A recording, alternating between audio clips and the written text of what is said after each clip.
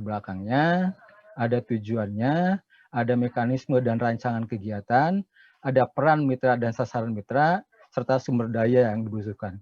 Apa sih yang dimaksudkan dengan latar belakang? Di sini Ibu dan Bapak harus menjelaskan mengenai akar masalah apa sih yang telah berhasil diidentifikasi dan bagaimana untuk mencapai pengembangan program dalam mencapai indikator kinerja yang telah ditetapkan. Kemudian secara eksplisit Ibu dan Bapak juga harus menyampaikan kira-kira masalah apa, kelemahan-kelemahan apa yang telah teridentifikasi dan program yang apa untuk menyelesaikan masalah atau kelemahan tadi di dalam program ini. Oke. Berikutnya di dalam di dalam tujuan.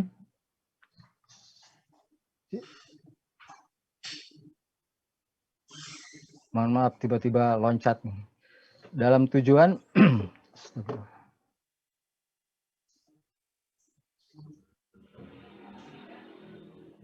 ya.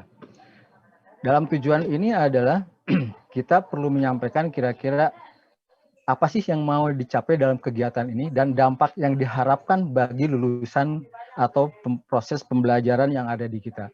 Di mana penetapan tujuan ini harus dijabarkan menjadi indikator kinerja yang terukur, baik itu melalui IKU ataupun indikator kinerja tambahan. Kemudian berikutnya adalah untuk mekanisme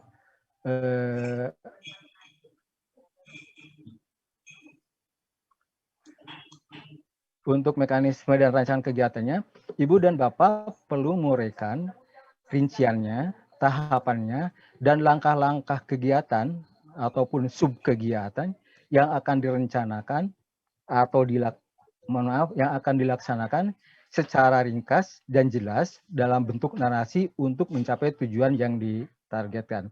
Nah, dalam mekanisme dan rancangan ini diharapkan Ibu dan Bapak membuat setiap kegiatan itu melalui kerangka acuan kerja atau term of reference.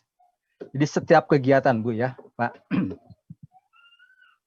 Kemudian berikutnya adalah bagaimana sih peran dari institusi mitra.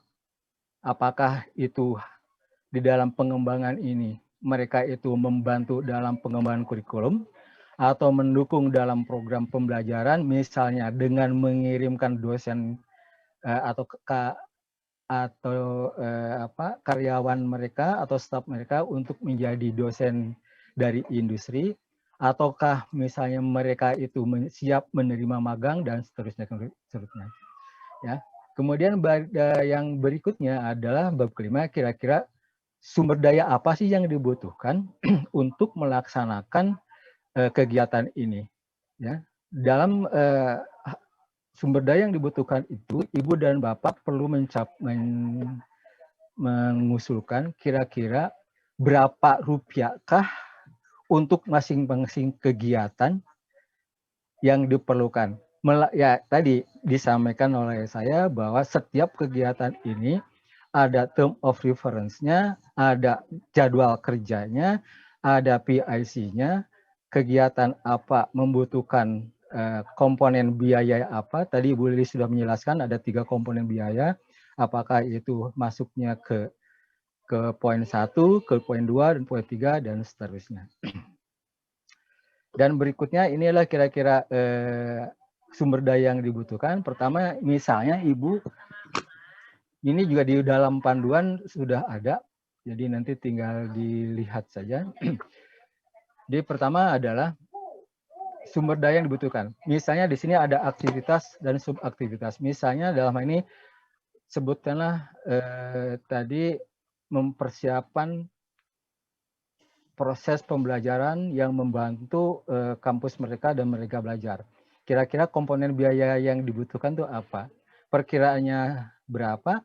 Ibu dan Bapak perlu menetapkan apakah sumber dananya ini dari diksi, ataukah dari perguruan tinggi, atau bahkan mitra juga misalnya membantu dalam pendanaan ini. Begitu pula di dalam aktivitas ini kira-kira indikator kinerja apa yang mau dicapai. Ya, baseline-nya tahun 2020 bagaimana, target 2021 bagaimana, dan seterusnya. Kemudian dari kegiatan aktivitas ini, Ibu dan Bapak perlu menuliskan kegiatan apa akan dilaksanakan pada bulan apa. Mohon maaf, ini saya menuliskannya sampai bulan ke-8, berarti ini harusnya 8 bulan. Barangkali sesungguhnya ini tidak 8 bulan, tapi barangkali cuma 6 bulan pelaksanaan. Baik. Kemudian Ibu dan Bapak perlu menjelaskan bagaimana strategi yang akan dilakukan untuk memelihara dan menyediakan sumber daya, termasuk pendanaan untuk keberlanjutan aktivitas ini, termasuk program pengembangan program sarjana terapan berbasis industri sampai selesai dilaksanakan. Kenapa? Karena kita ketahui bahwa pendanaan ini adalah single year. Sementara kalau kita lihat pengembangan dari D3 ke D4 barangkali butuh waktu minimumnya berapa tahun. Atau misalnya dalam penguatan sarjana terapan juga pasti membutuhkan lebih dari 1 semester, sehingga Ibu dan Bapak perlu menyampaikan atau perlu juga menjelaskan kira-kira sustainability-nya kayak apa sih gitu. Nah, kemudian berikutnya adalah bagaimana mekanisme pengelolaan program ini di tingkat perguruan tinggi. Ya, maka Ibu dan Bapak dalam proposal itu perlu menjelaskan organisasi pelaksanaan kegiatan di perguruan tingginya, kemudian di tingkat jurusannya, dan atau di program studi yang terlibat. Kemudian karena tadi disampaikan bahwa pengelolaan ini harus dilakukan berawal di tingkat pusat. Berarti di sini Ibu dan Bapak juga perlu menyampaikan bagaimana mekanisme koordinasi programnya, gitu, ya. Termasuk juga mekanisme pengelolaan kerjasama antara mitra. Dan juga bagaimana mekanisme paling tidak pengelolaan keuangannya. Karena dana yang diberikan oleh Diksi ini tidak ke jurusan, tidak ke program studi, tapi kepada institusi yang mengusulkan. Kemudian demikian juga Ibu dan Bapak perlu menyampaikan mekanisme monitoring dan evaluasi internal. Kami berharap bahwa untuk mekanisme monitoring dan evaluasi internal itu menggunakan satuan-satuan yang sudah ada, apakah melalui SPMI untuk kemajuan pengembangan programnya, atau melalui SPI untuk pengelolaan atau pengawasan keuangannya. Nah, berikutnya adalah Ibu dan Bapak, seperti tadi saya sampaikan, perlu adanya atau perlu menuliskan bagaimana jadwal rincian kegiatan untuk masing-masing aktivitas. Dari aktivitas ini, nah kira-kira ini ada aktivitas 1, 2, 3, dan seterusnya. Di sini juga ada program aktivitas 1, 2, dan seterusnya. Di sini masing-masing aktivitas itu pasti kan membutuhkan biaya. Termasuk biaya apa, komponen biaya apakah ini? Apakah ini masuk dalam pengadaan barang dan jasa? Apakah pengelolaan program dan lain-lainnya? Kemudian berapa anggarannya yang diusulkan, sama disebutkan sumbernya dari mana? Apakah dari SID atau dari PT? Kemudian berikutnya, ketika Ibu dan Bapak, misalnya di aktivitas 1 ini adalah merupakan pengadaan barang dan jasa, maka Ibu dan Bapak biasanya kan dalam pengadaan barang itu kan tidak bisa hanya satu barang saja, tapi biasanya dimasukkan ke dalam satu paket. Misalnya di sini ada nama paket pengadaannya untuk bagian mechanical dan atau electrical misalnya, maka alat ini atau paket ini di dalam pengembangan sarjana terapan berbasis industri ini, apakah alat ini termasuk alat utama atau alat pendukung? Ibu dan Bapak perlu menyampaikan. kemudian berapa perkiraan harganya, sumber dananya dari mana. Kemudian di dalam nama paket ini biasanya kita harus membuat spesifikasi rinci pada paket pengadaan ini. Misalnya tadi disampaikan ada mechanical. Nah, untuk mechanical ini barangkali pertama ada misalnya kebetulan saya dari teknik mesin, misalnya mesin CNC, kemudian yang keduanya atau mesin bubut dan seterusnya. Maka setiap peralatan itu perlu dijelaskan spesifikasi teknik yang relatif detail. Kemudian jumlahnya berapa yang Ibu Bapak usulkan, harga satuannya berapa, maka perkiraan biayanya berapa. Nah, di sini kami juga ingin mengetahui, karena ada kaitannya dengan yang disampaikan oleh Ibu Lilis tadi, apakah ada program renovasi enggak gitu.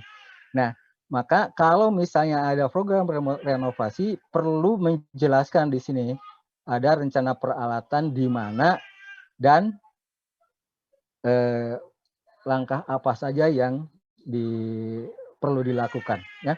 Kemudian kami juga ingin tahu, karena ini adalah untuk pengembangan program pembelajaran, maka disebutkan juga kira-kira mata kuliah apa yang didukung atau yang membutuhkan peralatan yang diusulkan. Mohon maaf apabila ada suara latar belakang. Kemudian di dalam berikutnya, Ibu dan Bapak juga perlu membuat rencana pengembangan sumber daya manusia. Ya. Nah, di dalam rencana pengembangan sumber daya manusia ini ada kaitannya dengan rencana pengadaan barang ini. Tadi misalnya saya mencontohkan, misalnya di sini tadi saya mencontohkan adanya mesin CNC. Maka kita atau Ibu dan Bapak perlu melihat apakah perlu enggak pelatihan CNC. Kalau perlu ya disampaikan. Tapi dalam pengembangan rencana pengembangan SDM ini adalah rencana pengembangan yang mendukung terhadap investasi yang diadakan. Tapi kalau misalnya untuk pengembangan sumber daya manusianya itu untuk yang umum, maka Ibu dan Bapak bisa mengikuti program sejenis di koordinator sumber daya. Kemudian pada saat pengembangan program ini sudah dipastikan ada kegiatan-kegiatan lokakarya ataupun workshop. Maka dalam ini kegiatan lokakarya dan workshop itu juga perlu disampaikan dari yang awal sampai yang akhir. Kemudian kegiatan satu tujuannya untuk apa, luarannya untuk apa, jumlahnya peserta berapa, kemudian perkiraan pendanaannya berapa, dari mana. Begitu pula juga misalnya untuk rencana kemitraan lembaga dan industri melalui co-working space misalnya ya. Nah, misalnya salah satu contoh yang saya sampaikan di sini, misalnya adanya focus group discussion, tujuannya adalah untuk keselarasan kompetensi lulusan dengan industri ataupun dunia kerja. Luarannya apa? Barangkali ini dokumen misalnya ya. Jumlah pesertanya apa? Lama kegiatan berapa? Berapa lama dan biaya yang dibutuhkan berapa rupiah. Nah, kemudian berikutnya di dalam lampiran juga Ibu dan Bapak disampaikan tadi perlu adanya pernyataan komitmen dana pendamping. Ya. Kemudian yang kedua, draft proposal pengusulan program studi, mohon maaf ini bukan program diploma 2, tapi program pengembangan sarjana terapan berbasis industri, ya. Jadi program ininya, kemudian daftar mitra kerjasama, sama kerangka kerja atau acuan untuk masing-masing komponen biaya. Seperti saya katakan tadi bahwa setiap kegiatan perlu adanya kerangka acuan kerja atau term of reference. Ini kira-kira adalah ya ini harusnya bukan program diploma 2 tapi program ya, kira-kira itu yang bisa saya sampaikan Ibu dan Bapak. Terima kasih atas perhatiannya. Saya kembalikan ke Ibu Nia.